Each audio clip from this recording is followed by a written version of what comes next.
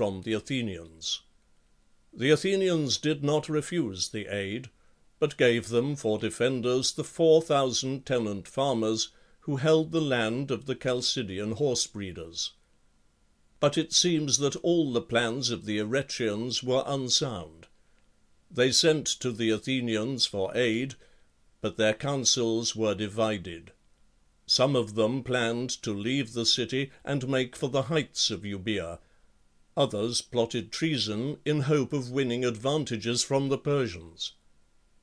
When Aeschines, son of Nothon, a leading man in Eretria, learned of both designs, he told the Athenians who had come how matters stood, and asked them to depart to their own country, so they would not perish like the rest. The Athenians followed Aeschines' advice. So they saved themselves by crossing over to Oropus. The Persians sailed, holding their course for Temenos and Kyrii and Aegilia, all in Eretrian territory. Landing at these places, they immediately unloaded their horses and made preparation to attack their enemies. The Eretrians had no intention of coming out and fighting. All their care was to guard their walls if they could, since it was the prevailing counsel not to leave the city. The walls were strongly attacked, and for 6 days many fell on both sides. But on the 7th 2 Eretrians of repute, Euphorbus, son of Alcimachus, and Philagrus, son of Cineas, betrayed the city to the Persians. They entered the city and plundered and burnt the temples in revenge for the temples that were burnt at Sardis.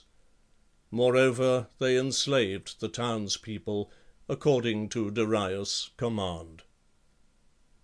After subduing Eretria, the Persians waited a few days, and then sailed away to the land of Attica, pressing ahead in expectation of doing to the Athenians exactly what they had done to the Eretrians.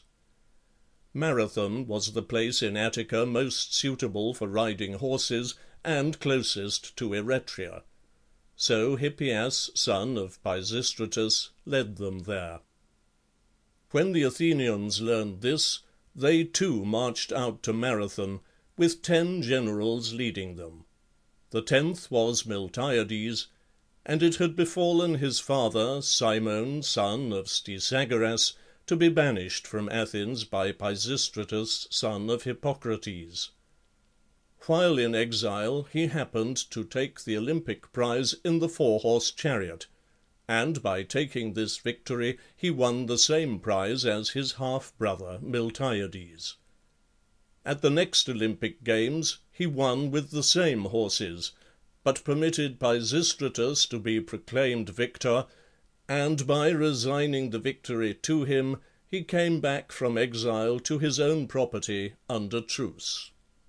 After taking yet another Olympic prize with the same horses, he happened to be murdered by Pisistratus' sons, since Pisistratus was no longer living. They murdered him by placing men in ambush at night near the town hall. Cimon was buried in front of the city, across the road called Through the Hollow, and buried opposite him are the mares who won the 3 Olympic prizes. The mares of Evagaras the Laconian did the same as these, but none others. Stesagoras, the elder of Simon's sons, was then being brought up with his uncle Miltiades in the Chersonese. The younger was with Cimon at Athens, and he took the name Miltiades from Miltiades, the founder of the Chersonese. It was this Miltiades who was now the Athenian general, after coming from the Chersonese and escaping a 2-fold death.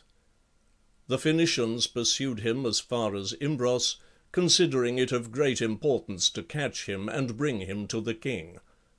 He escaped from them, but when he reached his own country and thought he was safe, then his enemies met him.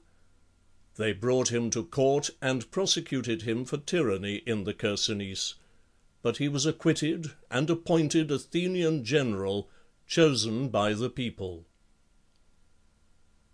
End of Volume 2, Part 17.